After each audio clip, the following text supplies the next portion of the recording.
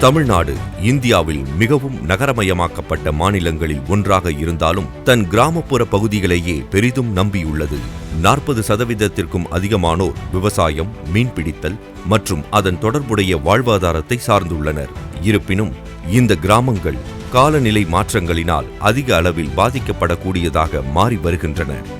தமிழ்நாடு அரசு காலநிலை மாற்ற இயக்கத்தின் கீழ் காலநிலை மீள்திறன்மிகு கிராமங்கள் எனும் முன்மாதிரி திட்டத்தை துவங்கியுள்ளது. இதன் முதல் கட்டமாக காலநிலை மாற்றத்தால் அதிக பாதிப்புக்குள்ளான 11 கிராமங்களில் இது செயல்படுத்தப்படுகிறது.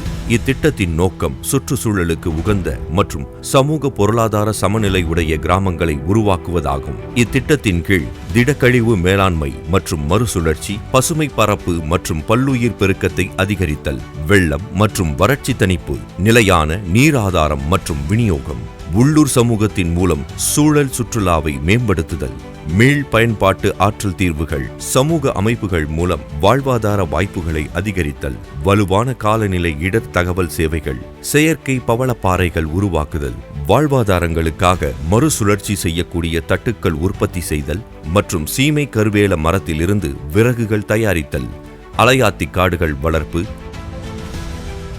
கால்வாய் புறணமைப்பு, சூரிய மின்சக்தி கூரை திட்டங்கள் மற்றும் தெருவிளக்குகள், காலநிலை தகவல் சேவைகள் மற்றும் கண்காணிப்புக்கான அலுவலகம் மற்றும் ஆமை குஞ்சு பொறிப்பகங்களை ஊக்குவித்தல் போன்ற முயற்சிகளும் நடைபெற்று வருகின்றன.